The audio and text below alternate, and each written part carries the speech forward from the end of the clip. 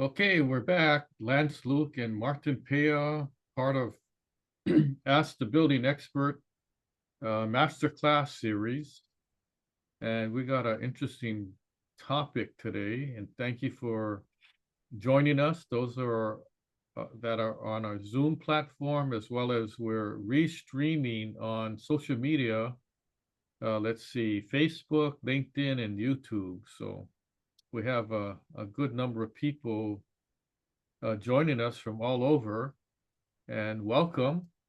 Our topic today is what happens after a flood, remediation versus reconstruction, know the right approach. And I got asked a question about this image with a lot of water on the road, whether it was in Hawaii or not. We're actually from Hawaii, and we're broadcasting from Honolulu, Hawaii, but the image is not uh, of a place in Hawaii. I was telling Martin if it was, and it was like ocean water, you'd see seaweed and crabs and stuff like that, but that's not the case here. So this webinar is presented by Construction Management Inspection. And let me go through some slides here. And here we go. So before I get started, if there's any kind of flood, it doesn't matter whether it's a water pipe burst, or your drain line cracked, or overflowing stream, or hurricane flooding, or tsunami, or things like that. It's pretty much the same idea. And the words here, remediation, is to remediate things. So you have a dry area in the house and it gets wet. So the remediation is cleaning up, taking the water uh, out of the premises and drying it out. And if there's any other things that got damaged, and remove those, like maybe the carpet got soaked or things like that. And then that's the cleanup part. The reconstruction is actually uh, construction work, rebuilding, demolishing, and putting things in new. Now, that's only in a case of if it gets really damaged. If it's not that wet, then sometimes um, your building components, your furniture, and things like that can be dried out. Now, this is the same concept, whether it's a flood or a fire. The remediation process and reconstruction is pretty much similar. So the goals of our presentation today help you understand the difference between remediation and reconstruction, and then provide actionable steps for addressing flood damage. Now let's talk about understanding the impact of flooding on your property, and whether you live in a single family house, or a condo, high-rise condo, or an office, apartment building. It's all pretty much the same kind of concept of remediation, or understanding uh, water damage, or water infiltration, or flooding issues. We got to be concerned about structural integrity, which means that prolonged water exposure can lead to cracks, settling, compromised load-bearing capacity. If your structure is made out of wood, like wood frame, you have a lot of drywall, um, things like that. For the most part, the event of a flood doesn't really cause too much damage on like a reinforced concrete structure, like if you live in an apartment building or a condo.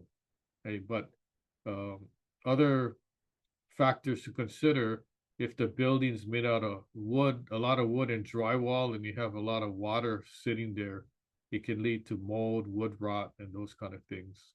Also, there's material damage. Building excuse me, building material components in your property, such as drywall, insulation, flooring, are often really damaged by water. And in some cases, it cannot be saved, even if you dry it out. So you could have, let's say, a flood, you have a wastewater line that floods your house, and you have carpet, right? You don't want to clean the carpet, no matter how clean you can get it.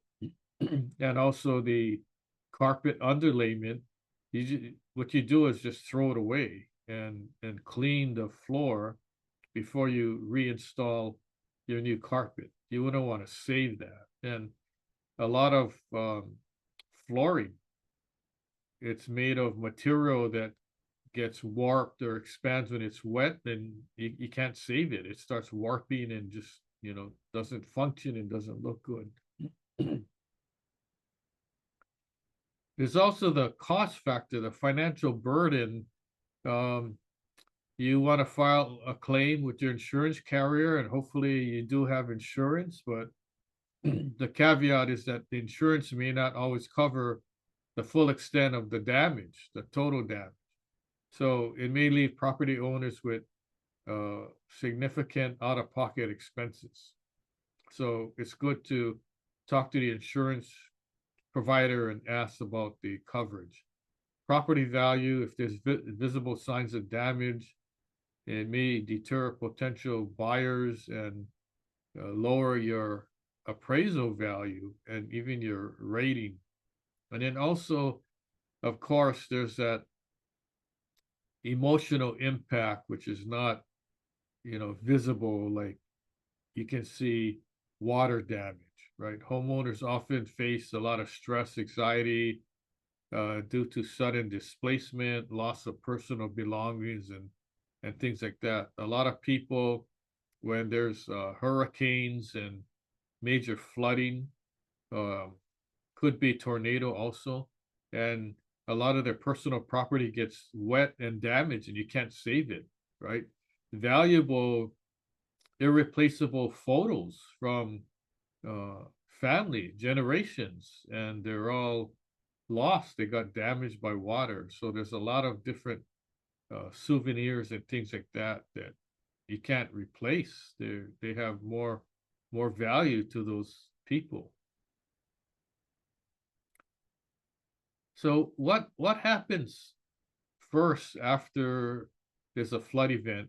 There's an initial assessment that we're talking about. So key factors in decision making, you want to figure out what the extent of the damage is. If it's a minor leak and there's not too much water and you can kind of mop it up and all that, okay, that's a good thing, right? But if it's more than that, it becomes more problematic. So the extent of damage is the first thing.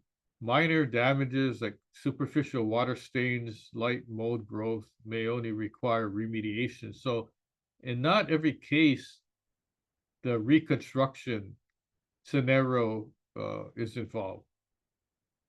The next thing is the type of materials that are affected. Some can dry out and it's pretty much good to go, and some material, when it gets water damage, you just have to throw it away.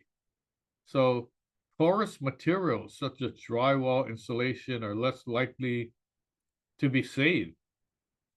Non-porous material like concrete, ceramic tile, may be cleaned and still usable. Now, there's a safety consideration. Hidden risks such as mold or structural instability may necessitate reconstruction for long-term safety, but um, that's for the professionals mainly to determine. Examples of damage severity. Minor damage like stains on a ceiling tile, let's say in an office building, it doesn't look good. Um, you have, and you've probably seen this, and you walk into a store and you see brown discoloration on your ceiling or ceiling tiles. Could have been from an air conditioner leak, could have been from a roof leak or a plumbing leak. So we consider this minor damage. So there's light water stains on walls and ceilings. There may be isolated mold spots in a single area. All right, so you have specific areas that you need to address. Okay, that's the minor damage. And the severe damage would be buckled floors, sagging ceilings, structural collapse, like you see photos after a hurricane or a tornado when roofs are flying off the structure. The house is maybe half there. The rest got blown away, or we don't know what happened to it, but it's not there anymore. So you have structural issues and then also extensive contamination from floodwaters carrying hazardous substances. It could be a lot of uh, damage, bacteria, mold, and other kind of things like that. Now, a flood event could also be if there was a fire, right? Let's say you live in a townhouse and you're on the second floor and there was a fire that occurred on the third floor. So when the fire department comes to put the fire out, they're using water, and water from the third floor drips down into your unit. So you have actually water damage, flood damage, but it's not caused by a natural disaster like a hurricane or tropical storm or anything like that, right? It was caused by um, having to put the fire out with using water. And there was a situation where I was called to um, be the project manager of. There was a townhouse and one unit caught on fire and 5 other units got affected with water damage and various other, well, most of it was water damage. Um, the primary unit that caught on fire had, of course, fire damage. The other units had smoke damage, but they had more water damage due to the putting out the fire. So there's secondary damages in addition to uh, the primary damage, which was the fire itself. So keep those things in mind. Now, very important, you have a professional assessment. A qualified inspector can identify hidden damage that may not be immediately visible. Professionals provide guidance to determine the most cost-effective and safe course of action. And then accurate assessments prevent unnecessary costs or future complications. Now, here's a heads up. You're going to depend on your insurance company, but what happens if your insurance company says, we're only going to cover these items and we're not covering the rest? Or when it comes to cleanup or even reconstruction, they're not covering everything that needs to be covered, right? Then what do? You're going to need to talk to maybe your attorney or maybe hire an inspector that can come in and evaluate the damage and do his own report, because in some cases the third party inspector's report is not consistent with the insurance adjuster report, and therein lies the problem where you have insurance company willing to pay X amount of dollars and you as a homeowner want everything covered.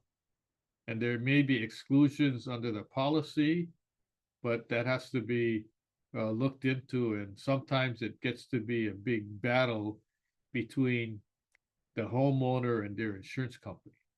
That's why you may want to call in an inspector to come and check things out, and not depend on just the insurance company, and not depend solely on the remediation company, because they could be wrong. As I mentioned before, causes of flood damage, you have natural disasters, hurricane, tornado, tropical storm, typhoon, whatever you want to call it, any kind of natural event that would cause water damage, right? Sometimes you have a lot of heavy wind and not too much rain, but all you need is some rain and then water gets into the house. Okay, so when you have a lot of rain, then you could have overflowing streams, rivers, and that could cause flood damage also if your house is located in a low plain area or a flood plain. Okay? And then what else? You could have plumbing failures. And when I say plumbing, that involves your uh, drinking water, plumbing piping, and it involves your wastewater. So drinking water is like you go to your sink, turn the faucet on, that's clean water.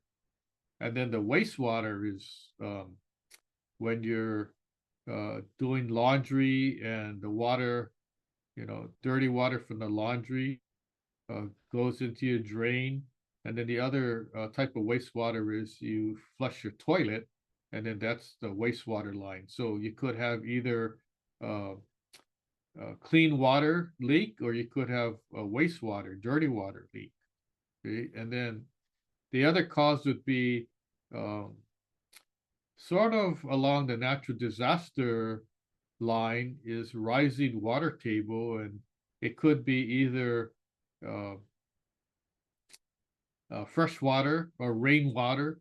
When there's a huge storm, then um, your rivers and streams and ponds start overflowing, and that causes a rise in the water table. And then you could also have the ocean water rising, um, high tide, or high tides during a storm event, or even tsunami.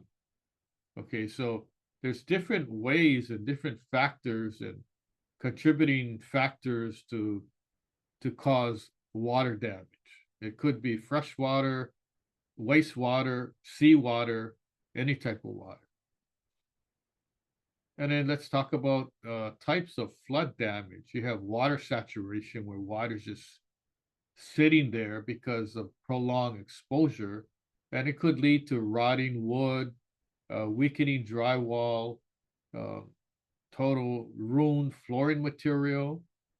And guess what? If it's a slow leak or slow drip, it could actually attract termites. Ground termites like water. They they have to have water to live. That's why it's ground termites, right? Because there's water in the ground, and then that's where they get their nutrition from too. Of course, from the wood. And then also contamination. Floodwaters often contain debris, sewage, chemicals, posing health risks and requiring specialized cleanup. Now, in Hawaii, when there's a major storm and you have a lot of water, there's contamination. There's silt runoff, like for instance, into Kaneohe Bay. So before the storm, the bay looked, pretty nice and clean. After the storm, you look at the bay and it's all brown. It's like really the whole bay is dirty, and that's from all the silt and stuff running off the mountain and the hill and just flowing into the stream. Another example is the Alawai Canal. The canal is, on its way to being clean, and then after a huge storm, you got all these different tributaries from these different valleys and mountains like Manoa, Palolo, so forth, all verging down ends up into the Alawai Canal. And that's why after a storm, the Alawai Canal looks so polluted. You have brown, dirty brown water, and you have like practically the whole canal on the top where the water is filled with all kind of debris, floating pieces of paper and cardboard boxes and things like that. The other thing is structural weakening. Saturated foundations, walls, support beams may lose their integrity, uh, risking collapse or long-term instability. Now, um, This a lot of times applies to coastal structures. So if you have um, a building that's built near the coast or near the ocean, and the ocean water is seeping in the ground, and then you don't know for years that your concrete footing and foundation is actually soaking up salt water, and the salt and concrete, especially the steel, the reinforcing in the steel, they don't meet and they're not friends. So um, when you have salt water hitting a piece of rebar, that rebar is going to really corrode a lot. It's sort of like you have um, a car that you drive around and there's a scratch of the paint, and now you have bare metal exposed. All it takes is some um, salt from the seawater or acid rain or something to get on that metal, and now you start having rust and corrosion. Okay, so that's the whole idea. Steps in effective remediation. Now, let's say there's a flood event. What do you do? Okay, the first thing you do is contact your insurance company. Um, at the same time, you call a plumber or a cleanup company. There's various companies that do remediation. They're called flood remediation companies, and they also help with the mold issue and help drying things out. So, step number one, assess and dry out affected areas. Conduct a thorough inspection to identify the extent of water damage. And you might not want to wait for your insurance person or the remediation company to do the assessment. You should do your own assessment and keep track, because there may be a situation you would have to argue, especially if it dries out and then that area is not included in the remediation scope. And you can say, look, when I looked at this wall or floor, there was water here, dried out now, but I think we need to include this area for remediation purposes.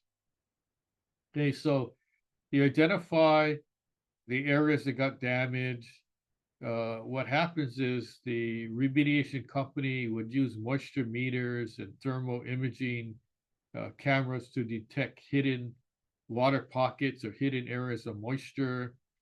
They would employ industrial grade dehumidifiers and air movers, sometimes called scrubbers, to dry out spaces quickly and prevent further damage. So they're going to bring in equipment to dry things out really fast. Now, they should also do what's called moisture mapping, which is make a map of the area of your house.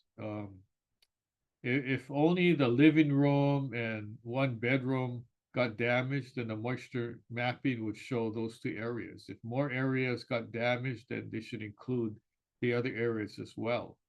And basically, it's kind of a diagram that shows the extent of water damage, and they use that as a guideline for their cleanup. So second thing is you clean and disinfect. Use EPA approved disinfectants to eliminate bacteria, mold, and other pathogens. So there's if regular clean water is sitting for several hours, eventually bacteria is going to start growing. And although it's clean water, there still could be problems. And then you want to also ensure proper ventilation to aid in the cleaning process and prevent harmful fumes if they're using products that you shouldn't be breathing in all the time. Preventing mold and mildew growth. So you want to treat surfaces with antimicrobial agents to inhibit mold growth. Now, if it's only surface mold, uh, and it's really light, then it's not too bad. But if it's bad, then I would not clean it. I would just remove uh, those pieces of drywall, or if it's wood or whatever. It depends on what the inspector's going to say. monitor humidity levels and maintain consistent airflow during and after remediation, and then restoring functional integrity. So depends on the level that the water got.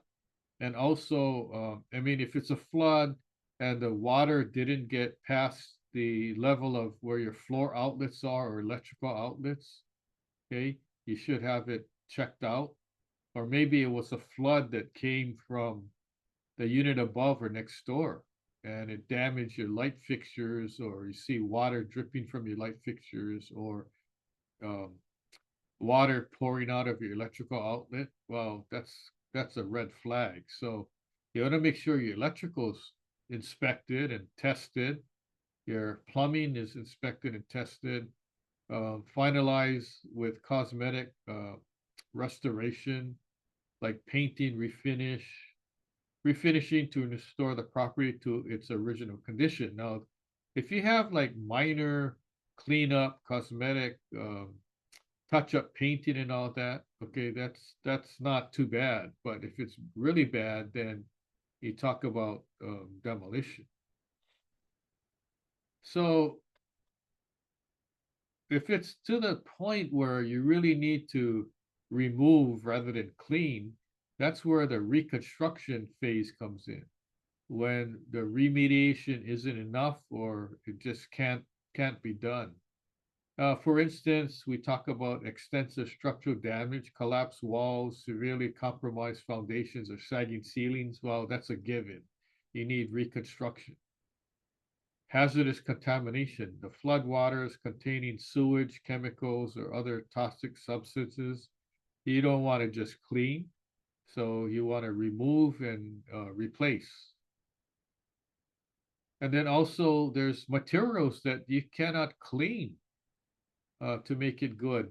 Sometimes drywall gets so water damaged that you can't clean it and dry it out. The insulation, once it gets wet, it's damaged already. And some types of flooring, you like I mentioned before, you can't save it.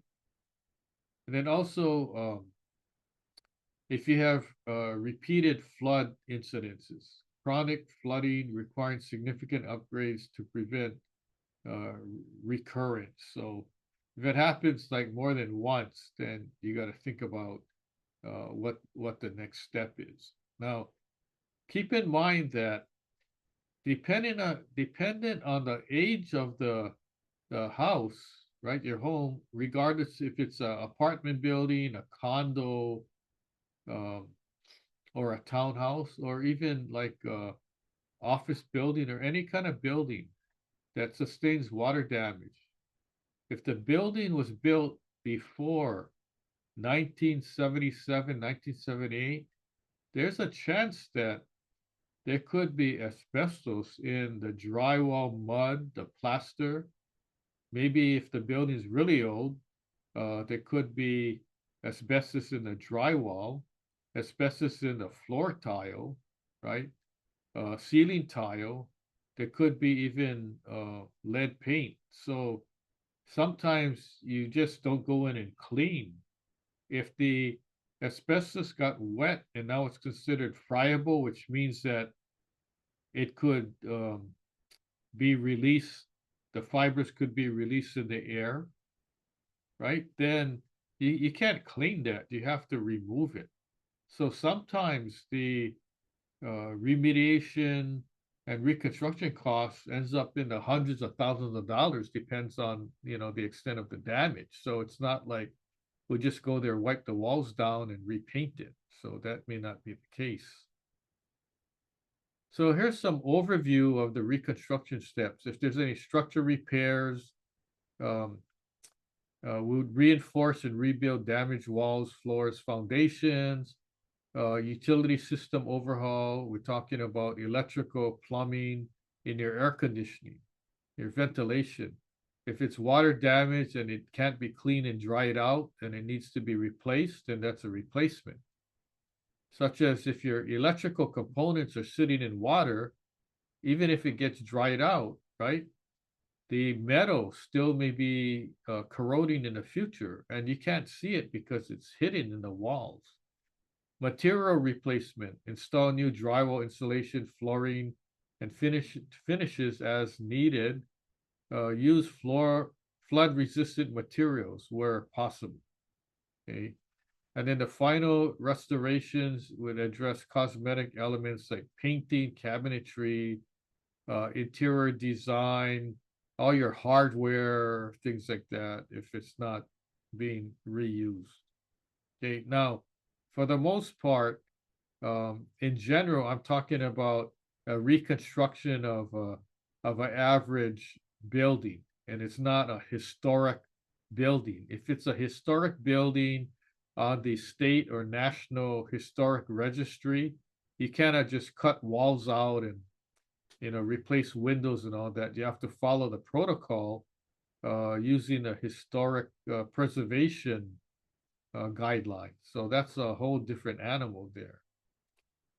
Cost considerations comparing remediation and reconstruction.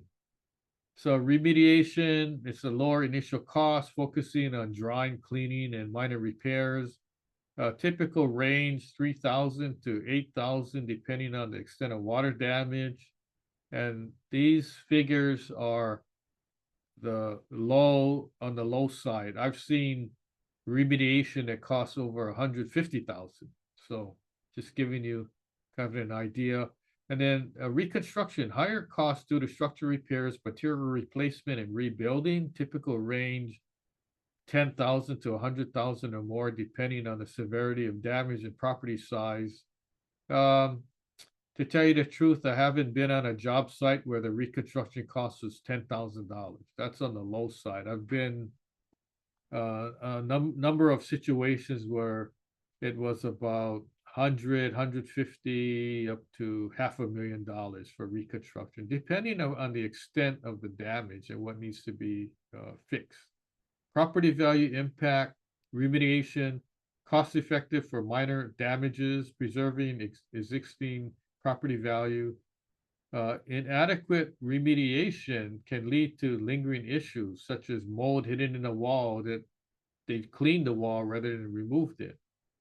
Negative impacts on resale value or appraisal value. And reconstruction, you're going to increase property value because basically the upgrades are newer and hopefully made with flood resistant materials. And then also the reconstruction enhances long-term durability and buyer confidence. So if you have like a house that was built in 1950 and there was a flood and they had to redo the living room and bedroom, basically the living room and bedroom are pretty much new at that point, right? So there's more value. Insurance considerations. Insurance companies, they only want to pay the least amount as possible, right? So the remediation often covered under standard policies if the damage is sudden and accidental, such as a burst pipe, right? But if it's determined that the leak's been going on for months and months and months, right? The insurance company is going to say, this isn't a sudden event. It's been going on a long time, so we're not covering that, right? So be careful. Then the reconstruction coverage typically depends on the type of policy, standard versus flood insurance. If you're a condo, it's a HO6, and then you figure on if the master policy would step in after the deductible. It could be 25, it could be $50,000. And then may require additional riders for full reconstruction coverage. So it's best to check your own insurance policy for the coverage. Preventative measures to mitigate future flood damage, waterproofing, landscaping for flood defense, good drainage systems that work and make sure it's inspected and cleaned out, routine checks of things, right, around the house, proactive repairs, professional assessments. Proactive repairs is like if you see a like slight leak, like your sink is dripping or something, and it's like very slow, you can think to yourself, well, this is minor. I don't have to do anything about it. But a small leak could turn into a burst pipe that could lead to, thousands and thousands of damage, and not only repair damage, the aggravation of having contractors come in your house and start demolishing things and fixing things up. So that's the end of the presentation. Before we get to the Q&A, we provide these masterclass expert webinars. Probably we're going at 2 a month, and we've done so many on almost every single subject you can think of: roofing, waterproofing, painting, concrete spalling, and so forth. And it's available on our website. We have every presentation recorded for you to watch. And then we have upcoming presentations. We're going to be talking about expert witness work, and the next one, I believe, is construction workmanship. What constitutes good workmanship versus compliance with building code? That's going to be interesting. I'm excited to talk about that subject. And then here's our website. It's askbuildingexpert.now.site. And that is a huge website that we have to spend extra money paying for storage, because we have so much information. It requires additional storage, online storage. So we have expert websites that you can go to. We have like a separate website for each subject: painting, fire, life safety, contractor licensing, and a whole bunch. And then we have our national blogs where people read and get the information, and we get a lot of thank you emails and things like that for providing free information to help people. And then, like I mentioned, our webinars, we have that also listed. We have a bunch of books. To date, I think it's about like 65 books that I wrote on different subjects. So it's available. If you go to our different websites now, you can get it for free, but we're converting it to paid. You would have to go to Amazon to order it. So try to find which one you want. Then we have another special website, constructionexperts.now.site, that we put up for you. And now this is the question and answer time. So hopefully you got some valuable information. And I'm going to turn it over to Martin, see if we got any questions or comments from anybody. So Martin. Yes, Lance, I'm here. Okay. Okay, you ready for the questions? Yeah, I think this is an interesting topic considering our recent brush with tsunamis. So it's a good one to prep people on things they should be looking out for if we get hit with the ones that are, I guess, taller than the 4 or 5 feet that came in this last tsunami. So good topic, appropriate topic. Yeah. Okay. So here's the first questions. We didn't have too many actually coming in on the social side. Um, but the first one here is what are the first steps I should take to begin the recovery process after a flood, or I guess any kind of flood damage, yeah, or water damage? Okay.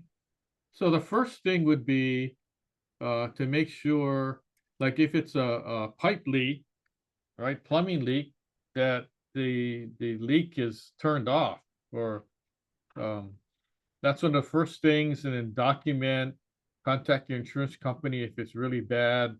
When I say document, you want to write things down and take pictures or video, right? Because you don't know when the insurance adjuster is going to come, and some of the areas may be like dried out by then. Also, there may be a situation where the insurance adjuster is going to say, um, this area is not too bad, this other area is bad, and you might have to argue with them. So that's the number one step. So you do the same thing on an emergency situation, emergency scenario. You stop the problem and as much as you can, and then you go, to the next step, start cleaning things up at the same time, contact your insurance company. Now, that's in the event of a pipe flood. If it's a flood due to a hurricane or rising tide or something like that, it's hard to, you can't stop it, right? So you just have to do your best by documenting things and contacting people. There's information on the internet about what things you should do, and the professionals always say to document everything on your own. Also, don't just wait for somebody to come and do that for you, because there's a chance they may miss something, um, and then if they miss something, then your insurance is not going to cover it, right? If you have coverage. So, yeah, that's the number one thing to do. Of course, it's common sense, but sometimes when things happen, people get flustered and they kind of, really don't know what to do. I've been in situations where I was trying to follow up and help get more insurance coverage, and I asked the homeowner, "Oh, do you have any video of photos showing, the water and all that?" They go, "Oh, I was so flustered, I didn't even think about doing that." Right? They only thought about making calls and telling people, what was going on and they needed help. So just a heads up for you. Okay, very good. Thank you. Yeah, Sure. always good to document, and nowadays video is probably one of the better. Videos and photos can really capture everything. So, great answer. Okay, the next question is from somebody, I guess, who maybe uh, been in flooding situation. And the question is, how can I ensure my home is safe to live in after the flooding? Yeah. You talk with the remediation or reconstruction company and you make your own list, and don't be scared to ask questions. Because sometimes when you're dealing with contractors, people tend to get intimidated and they don't want to ask questions, or they don't want to sound dumb, or you know sound too demanding or whatever. But guess what, you're actually paying for these companies to do work for you regardless. You may be paying indirectly because your insurance company would be paying them, right? But nonetheless, um, make sure you get all the answers to your question and bring it up. And it could be a situation where, well, how come you're not cleaning this part? Oh, because it's not damaged. Yeah, but I saw water going into this area. Can you check it? So don't think that the insurance company is going to come in and be the saving grace, and don't think that the contractor is going to come in and do everything, because the contractor needs to get approval from the insurance company. So if the insurance company is saying no, the contractor is not going to do anything, because they're going to say, well, how do I know I'm going to get paid? So I'm not going to do anything until I get approval for the insurance company. I had a situation where it took like a month to get approval from the insurance company. And in the meantime, walls are sitting there that need to be dried out, and the situation got worse, and this was because of a drain pipe leak. So just, it's not all um, 1 through 10 and everything's good and you get your house back. So there's situations where people are fighting their insurance company, people are fighting with the remediation company and reconstruction company. So it's it's not, I mean, if you heard stories about contractors messing up, um, this is one of the areas that could be in a similar situation. So just keep that in mind. Okay, very good. Yeah, I'll always ask. Yeah. Right. Okay, let's see. This the last one I've found here so far today, and is the question is, what practical tips do you recommend for protecting a home from future floods? Well, as you know, natural disasters, there's nothing you can do. Well, there is something you can do. You can pray.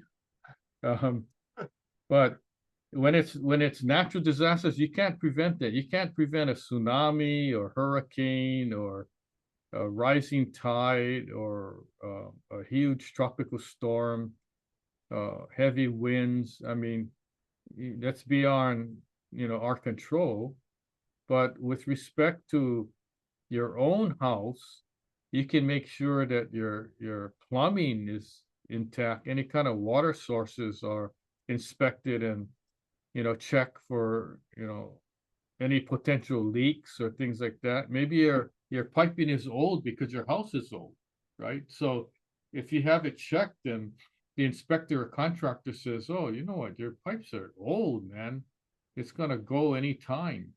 Well, that would be a red flag to take steps to try and, replace your piping, right? Or something's not working correctly, you want to get it fixed. So the idea is preventive maintenance goes a long way rather than wait for something to fail. Because when it comes to uh, a leaking pipe, burst pipe, cracked pipe, or something, if you if you wait too long, it could be a disaster. So in those situations, you want to go in and take care of it as soon as you can. Use the best practice, best course of action, and that's what's happening. And if you live in your own house, you have more control over um, all the building components in your house. If you live in a condo, you have some control of components within your jurisdiction, within your unit.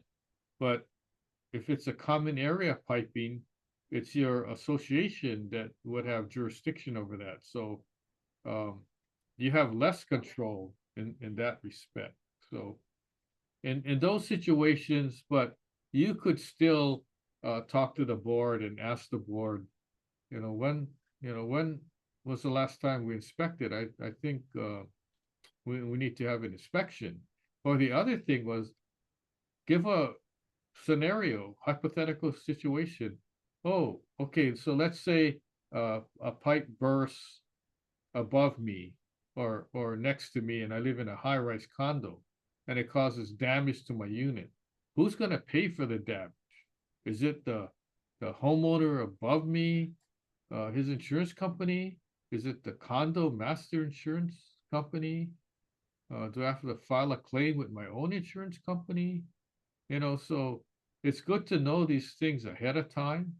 Although hopefully you never need to get into that situation. You just need to be knowledgeable enough to determine what steps to take when there's a event, when there's an occurrence.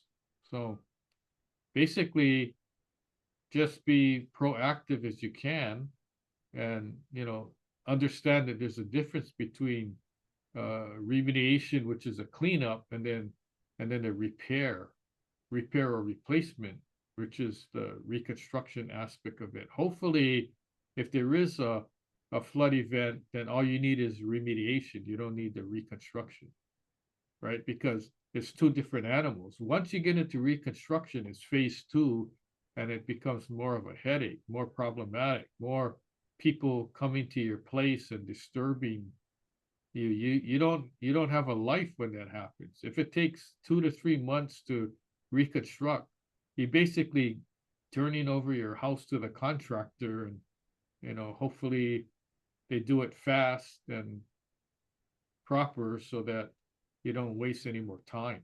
So that's just the situation and things. Hopefully you don't need to get into the situation, but even if you don't, it's good to understand what's happening. And because the housing is getting old and things need to be fixed, there's more and more claims now. So these companies that do remediation are busy, and that's why all of them offer 24/7 services. Now, when when does a pipe break when you require emergency plumbing? it usually breaks like on the weekend at like 2 a.m. when everybody's sleeping, right? So that's why these companies offer it a 24/7 because they know things happen at odd times, right? It just doesn't happen at 9 a.m. on a Monday morning. You pick up the phone and you can get a contractor, you know. So anyway, Martin, you got any other comments or questions from anybody? No, that's all I've seen on social, and then didn't see any from our Zoom viewers today. But it's good. It's good risk management information when it comes to flooding from all sides. There's so much Yeah. things to consider. Yeah. Okay, and then the information that I presented not only applies in Hawaii or in the United States, it also applies anywhere in the world. And I know um, our presentations, people tune in from different countries, and we like that um, because the procedure is the same, right? There's a water damage and it needs to be remediated, and if it's bad, then you need reconstruction. So it's basically the same. So the takeaway is that you don't have to worry about, oh, that only applies in the United States. It doesn't apply, where we live. No, it applies same like in Japan, Asia countries. It's pretty much the same thing. Now, the protocol may be a little different in what they do, but um, and let me add this. When I talk about remediation and reconstruction, there's a lot of companies that do both. So you can hire one contractor, like XYZ contractor, that will do both the remediation and the reconstruction. And the remediation, you want to use contractors that have equipment and access and certified to do like mold testing, asbestos testing, lead paint, and things like that. Because if not, they're going to have to hire out um, a third party. And if you don't use, and you don't have to use the same company, you could use one company for remediation and use a different company for reconstruction. But I found that um, in my course of doing business with remediation reconstruction properties, it's easier to work with one contractor that can do both because then you have the same company to deal with. And I've seen situations where they have two different companies and the contractor that needs to fix it up doesn't communicate with the contractor that did the remediation, and they didn't know that um, one wall was just cleaned and it was still good. And so the reconstruction guys just demoed that wall, which didn't need to, right? So there was an issue regarding who was going to pay for that because it wasn't needed. And even if you have the insurance involved and the company, you should still inspect the work and monitor the work, right? And I've been hired in some cases as a third party consultant to as a go between the owner, right? The owner, the homeowner, and the reconstruction company, remediation company, and even the insurance company when there was an argument to help settle. And it was a difference of over $100,000 where the insurance company wasn't going to pay, and therefore the reconstruction company wasn't going to do the work. So unfortunately, the homeowner had to hire an attorney and then me to kind of push the issue to get things resolved. But um, it's hard when your place is in shambles and you can't live there because there's no movement, there's no decision on getting approval to do the work. So the unit was sitting for months and months. So that's just a sideline story just to let you know that it it's happened sometimes. So anyway, I see that we're almost out of time, so I want to thank you guys on behalf of asset building expert Martin Pea, Lance Luke, for joining us, and hopefully you can join us on the next webinar. And the next topic of the next presentation I've never done before, and it's about construction workmanship issues. And that's been, I think, out of the majority of calls I get to my office regarding construction issues, that's the number one. Workmanship and warranty items.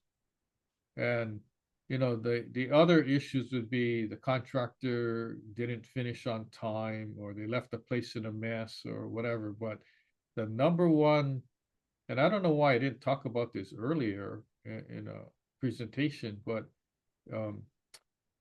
people need to understand there's a difference between good workmanship versus poor workmanship, and good workmanship versus what's acceptable to the building code. And that's what I'm going to talk about, because there's a lot of factors involved. There's like, I'll give you a scenario. One condition could be compliant with the building code, but it could be bad or poor workmanship. So if the contractor says, oh, I followed the building code, okay, that's fine, but is it actually constructed properly? Right? It may be constructed, but is it properly? Right? If it's poor or mediocre workmanship, what does that mean? That means that it's not considered good workmanship. And what is good workmanship anyway? Right? If I ask people, can you tell me what good workmanship means? No, the contractor followed the plans, or the contractor built it to code. No, that necessarily doesn't mean good workmanship, right? So I'm excited to talk about that, because that's basically the basis when I testify or I work on cases as an expert witness regarding construction defects or construction issues regarding workmanship. That's the whole topic right there, right? And I have to prove that this isn't good workmanship. This is subpar, right? So I'm going to give you the details on that and talk about those things so you can understand for yourself that there's a difference. And there's been situations where the homeowner just paid the contractor because the contractor said, yeah, we did everything, we followed the plans, and everything's good, right? And they get paid. And later on, I get a call from the homeowner, I wasn't happy about the paint job. And the contractor said, no, I followed the plans and the building code and everything's good, so I need to get paid. And then when I go actually inspect, I go, you shouldn't have paid the contractor. This is bad. Right? They missed spots, they painted over areas that shouldn't have been painted, and they said, oh, the homeowner said, well, I didn't really know what to do. The contractor told me that everything was good and this is standard practice, right?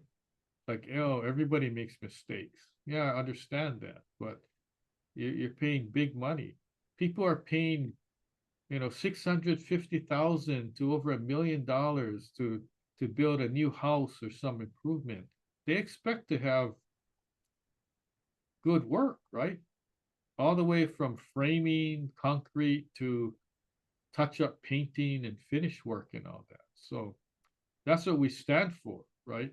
And we're here to level the playing field. So contractors tell you this, well, we don't know if it's true or not. Most of the time, the contractors just say anything so they can get paid. And I have a lot of contractor friends, right? And I don't want to talk bad about contractors, but in general, I'm just saying that's been my experience. So I know we run out of time. So once again, appreciate you guys attending and hope to see you at the next presentation. Aloha, mahalo.